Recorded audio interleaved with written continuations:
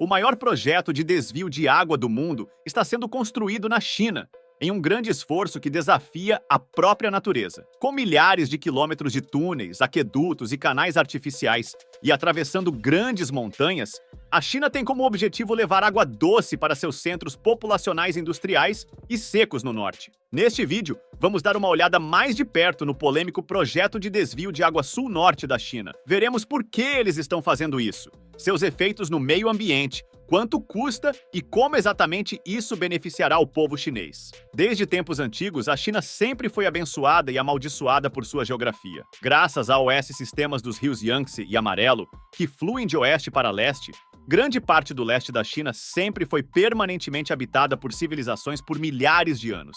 E com planícies férteis quase o ano todo, a própria terra foi capaz de sustentar uma população chinesa em constante crescimento. O Vale do Rio Amarelo na China é uma das maiores e mais desenvolvidas áreas de terra arável do mundo inteiro. Por outro lado, as partes norte e extremo oeste do país são secas e também montanhosas. Dos desertos de Taklamakan e Gobi no norte, as paisagens imponentes e implacáveis do Himalaia e do Planalto Tibetano, grande parte da terra da China no noroeste é escassamente povoada e inadequada para a agricultura. Isso é perfeitamente destacado pelo fato de que 94% da população da China vive a leste de uma linha imaginária que divide o país em duas metades contrastantes.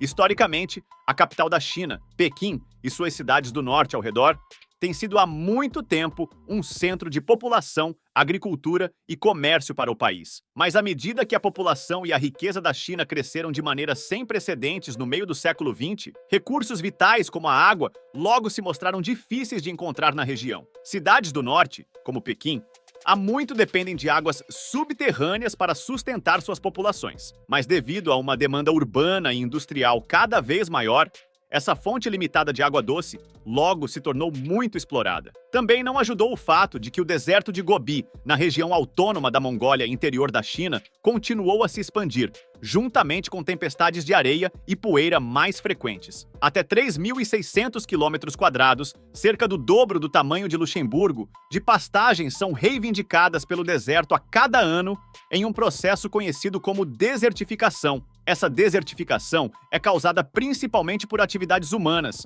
como desmatamento, mudanças climáticas e, claro, a perda de fontes de água subterrânea. No início dos anos 1950, tornou-se mais evidente que o norte da China logo seria incapaz de fornecer água suficiente para sua população. As cidades do norte continuavam crescendo e os recursos hídricos diminuindo. A China teve que pensar em uma maneira de sustentar de alguma forma centenas de milhões de pessoas em uma área que historicamente foi seca. Para combater a emergente escassez de água no norte da China, Mao Zedong, o fundador da República Popular da China, propôs em 1952 a ideia de simplesmente transferir água do sul do país para suas regiões secas do norte. Ele foi citado dizendo: "A água no sul é abundante, a água no norte é escassa.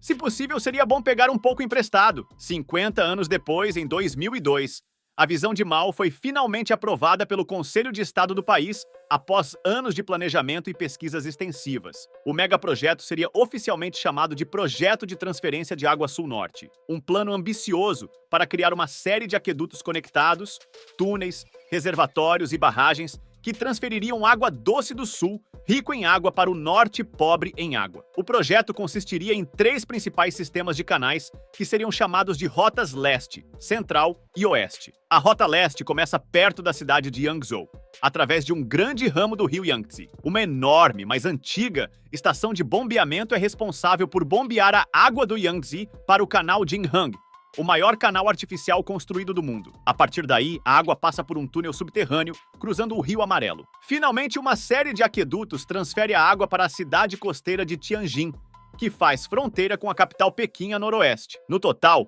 o trecho completo da Rota Leste do projeto tem mais de 1.100 quilômetros de comprimento. A construção da Rota Leste começou em 2002 e esperava-se que transportasse água doce já em 2013. No entanto, devido a vários atrasos na construção, isso foi adiado por mais de 4 anos. A partir de 2017, a água doce finalmente chegou a Tianjin com um volume estimado de 1 bilhão de metros cúbicos de água por ano, beneficiando diretamente cerca de 10 milhões de pessoas na cidade. Diferentemente da rota leste deste megaprojeto, a rota central não tinha infraestrutura pré-existente que pudesse desviar a água. Por isso, a construção nesta rota foi significativamente mais desafiadora. A rota central começa no reservatório Danjiangkou. Para que a água flua facilmente rio abaixo em direção ao norte, a barragem Danjiangkou teve que ser elevada em até 15 metros. Isso permitiu que a água dentro do reservatório aumentasse o suficiente para que pudesse viajar pelos canais e aquedutos sem a necessidade de estações de bombeamento. No entanto,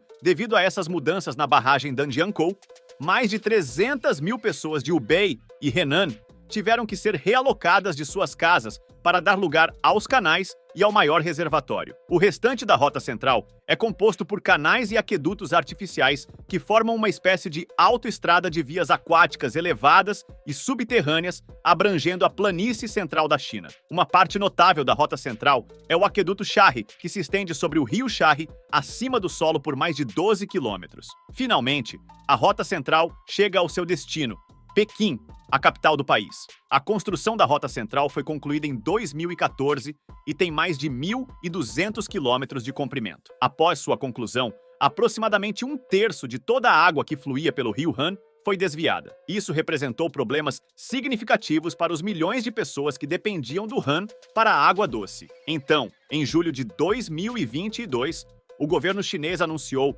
que estava construindo um enorme túnel subterrâneo que forneceria a água necessária. Este túnel correria 1 quilômetro abaixo da superfície e conectaria a barragem das Três Gargantas ao rio Han e, eventualmente, a rota central até Pequim. Uma vez concluído, este túnel se tornaria o canal artificial mais longo e profundo já construído. Até 2030, espera-se que a rota central transfira até 12 quilômetros cúbicos de água anualmente, aproximadamente um terço da capacidade total do reservatório das Três Gargantas. Diferentemente das duas rotas anteriores, a rota oeste do projeto de transferência de água sul-norte da China ainda está em fase de planejamento. Entre as três, é de longe a mais desafiadora para construir. O plano proposto para a Rota Oeste é criar uma série de vias aquáticas e túneis que conectariam o rio Yangtze ao Rio Amarelo através do Planalto Qinghai-Tibete, que fica aproximadamente 3 a 5 quilômetros acima do nível do mar. A topografia e o clima da área por si só tornam extremamente difícil realizar este projeto. Além disso,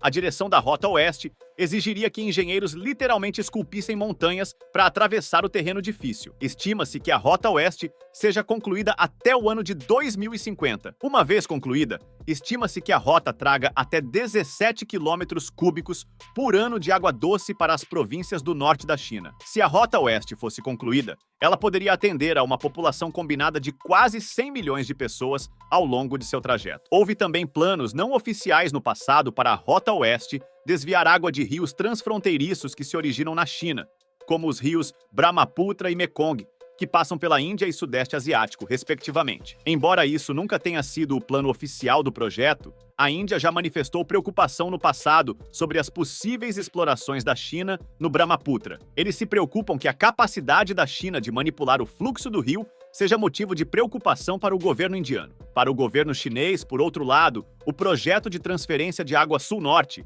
embora ainda não tenha sido totalmente concluído, já está provando ser um enorme sucesso. De acordo com a mídia estatal chinesa, o projeto beneficia até 140 milhões de cidadãos chineses em regiões carentes de água. No entanto, governos locais e provinciais chineses têm opiniões diferentes sobre o projeto. Por um lado, províncias do sul, como Sichuan e Hubei, são contra o plano de redirecionar o fluxo do Yangtze para o norte. Para eles, a construção da rota oeste do projeto seria um golpe para a segurança hídrica e o setor de hidroeletricidade da região. Por outro lado, províncias ocidentais como Gansu e Qinghai acreditam que a construção da rota oeste traria a tão necessária estabilidade socioeconômica e agrícola para suas regiões. Embora o projeto possa ter se mostrado benéfico para algumas cidades chinesas no norte, o projeto de transferência de água sul-norte levantou muitas preocupações de ambientalistas locais e internacionais. O projeto, em sua totalidade, é composto por vias aquáticas artificiais que não seguem o fluxo natural de oeste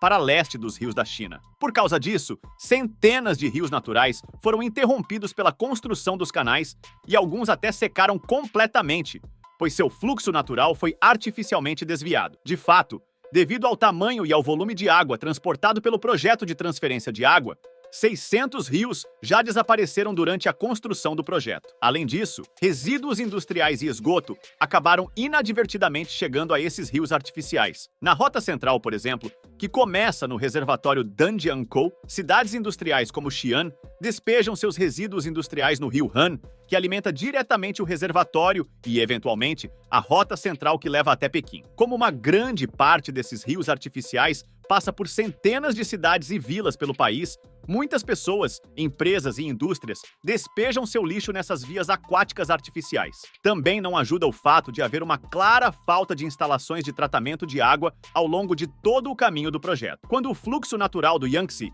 foi reduzido em até 36% durante a abertura da Rota Central do projeto, especialistas temiam que pudesse haver um refluxo significativo de água salgada do Mar Amarelo para os suprimentos de água locais de cidades costeiras chinesas, como Xangai e Nantong. Se o fluxo do Yangtze continuasse a diminuir à medida que mais água fosse desviada para rios artificiais, a água salgada do Mar Amarelo poderia até mesmo alcançar os próprios canais artificiais. Se tal evento ocorresse, poderia desencadear uma crise hídrica em todo o país. Outra preocupação ambiental é uma das principais razões pelas quais a Rota Oeste está presa em seu estágio de planejamento há muito tempo. O plano oficial para a Rota Oeste envolve a criação de túneis que passam por uma região extremamente montanhosa da China. A construção da Rota Oeste poderia potencialmente desencadear deslizamentos de terra e destruição ambiental à flora e fauna locais. Além disso, o Planalto Qinghai-Tibete é uma região sismicamente ativa. Construir um megaprojeto vital como o projeto de transferência de água sul-norte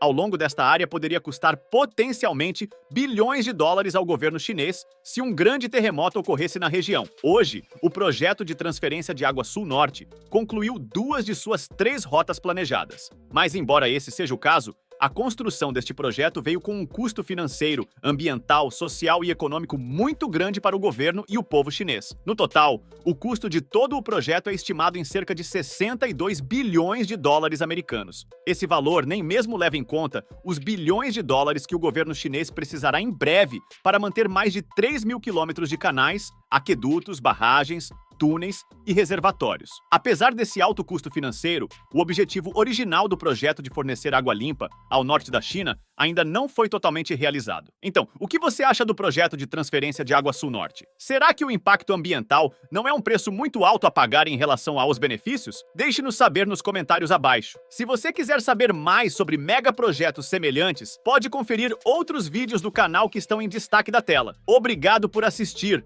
e nos veremos no próximo vídeo.